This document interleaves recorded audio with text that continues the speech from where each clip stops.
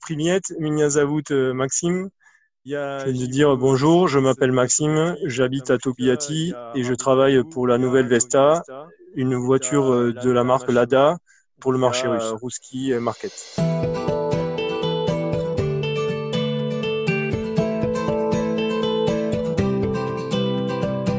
Maxime Violac a pris des cours de russe. Depuis 1 an et demi, cet ingénieur français de 33 ans vit et travaille à Togliatti, une ville dans la partie occidentale de la Russie, juste au-dessus du Kazakhstan, à 4300 km de Rodez, en Aveyron, là où il a grandi. Le russe, Maxime le parle surtout pour se débrouiller dans sa vie quotidienne. Au travail, c'est principalement l'anglais qu'il utilise. Ils ne sont que 3 Français dans son équipe. Mon équipe est principalement russe, mais principalement anglophone, ce qui était nécessaire pour développer un projet international. Il y a de nombreux documents, certaines réunions qui se tiennent en russe. Évidemment, nous avons des traductrices qui nous permettent de participer à ces réunions, puis qui permettent de dialoguer avec les gens plus opérationnels dans les usines qui n'ont pas forcément, eux, la capacité de communiquer en anglais. Maxime est salarié chez Segula Technologies, un groupe d'ingénierie présent dans le monde entier. La spécialité de ce jeune ingénieur, l'innovation pour le secteur automobile. Segula Technologies lui a proposé une mission en Russie chez Lada, une marque du groupe Renault.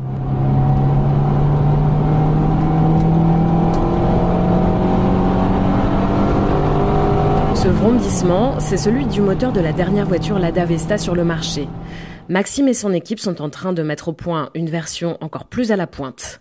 Aujourd'hui, je travaille sur la Lada Vesta, facelift, comme on l'appelle, qui sera commercialisée à l'issue du projet. Donc, au bout de 4 ans et demi, il y a ce qu'on appelle un facelift, donc une mise à jour, à la fois esthétique et principalement aujourd'hui numérique, avec des mises à jour de fonctionnalités comme des écrans, des systèmes audio, des systèmes de navigation, des connectivités avec les appareils mobiles qui permettent justement de remettre au goût du jour le véhicule d'un point de vue goût et d'un point de vue fonction. Ça permet de réactualiser en fonction des évolutions à la fois des technologies mais également des véhicules concurrents qui ont pu sortir pour remettre le véhicule dans le cadre des véhicules les plus aboutis. Les voitures, la mécanique, Maxime y a pris goût dès l'enfance. J'ai toujours eu une appétence pour la technique, par, on va dire, mon éducation et puis pour mon environnement familial. Mon grand-père était mécanicien, ma grand-mère tenait une station-service pour mes grands-parents paternels. De notre côté, j'avais des grands-parents agriculteurs qui avaient des interventions sur leurs machines agricoles, etc. Donc, j'ai toujours été amené à avoir un contact avec la voiture, les tracteurs, les machines, etc. J'ai toujours eu un attrait pour ces activités de réparation ou de maintenance. En parallèle, j'ai toujours apprécié tout ce qui est Lego technique, mécano, etc., qui là ont plus développé mon esprit de créativité. Donc j'ai toujours été attiré par la technique et puis l'ingénierie au sens large. Plus tard, après un bac scientifique, Maxime a enchaîné sur une classe préparatoire physique et sciences de l'ingénieur, puis l'école polytechnique. Après cette formation d'ingénieur assez généraliste, il s'est spécialisé. Cette année de spécialisation, je l'ai effectuée à l'Institut français des pétroles et moteurs. Donc moi, j'étais sur un parcours et un programme qui s'appelait Powertrain Engineering. Donc au sein de ce parcours, j'étais dans l'entreprise Renault Sport aux Ulysses qui développe les véhicules de la gamme commerciale Renault Sport, donc les Clio RS, Mégane RS et aujourd'hui les Alpines. Maxime souhaitait être formé à la fabrication d'un véhicule dans son ensemble.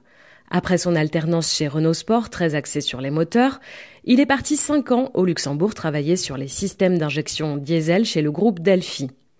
Arrive ensuite sa rencontre avec Segula Technologies. Maxime a la bougeotte, sa force, c'est sa grande capacité d'adaptation. J'ai pu faire plusieurs missions de moyenne ou courte durée, donc entre 2 et 6 mois, sur ce qu'on appelle des task force, donc des résolutions de points problématiques. J'ai rejoint dans ce cadre-là l'usine Renault de Bursa en Turquie. J'ai également rejoint l'usine Renault de Moscou en Russie. Ensuite, j'ai travaillé pendant 6 mois à Mulhouse dans une usine Peugeot. Et finalement, donc, on m'a fait la proposition de prendre le poste que j'ai actuellement, qui couvre l'intégralité des domaines de l'industrialisation et qui me permet de mettre en pratique toutes les connaissances que j'ai pu développer au cours des expériences précédentes et également développer de nouvelles, par exemple comme la partie injection plastique qui était nouvelle pour moi.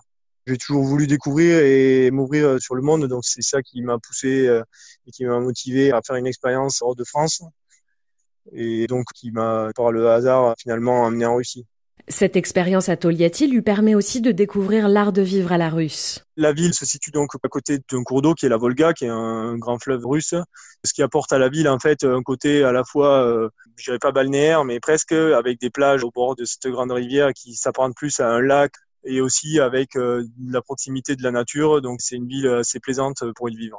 En fait, j'avais pas cette image de la nature que j'ai pu découvrir ensuite en vivant ici, qui est assez importante pour tous les Russes, puisque beaucoup d'entre eux ont des maisons de campagne qu'on appelle des dachas, qui sont en fait initialement des morceaux de forêt qu'on a attribués aux habitants et qui leur ont permis à la fois de faire, en défrichant, une petite cabane et puis un lopin de jardin qui leur permet de faire des provisions pour l'hiver.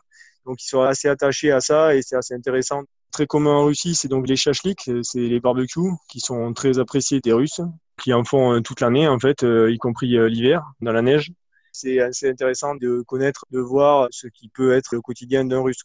Du haut de ses 10 ans d'expérience, si Maxime avait un conseil à donner à de futurs ingénieurs, ce serait de ne pas négliger l'apprentissage des langues étrangères. Le message que je ferais passer, c'est effectivement, si on veut être un bon ingénieur, c'est d'être curieux sur l'aspect scientifique, d'être rigoureux sur l'aspect technique, mais également de garder en tête l'importance que la communication et notamment les langues peuvent avoir dans le monde d'aujourd'hui, pour pouvoir garder un maximum de portes ouvertes et pourquoi pas celle de l'expatriation avec la découverte de nouvelles cultures, d'un monde nouveau et d'une expérience enrichissante comme peut l'être une expatriation.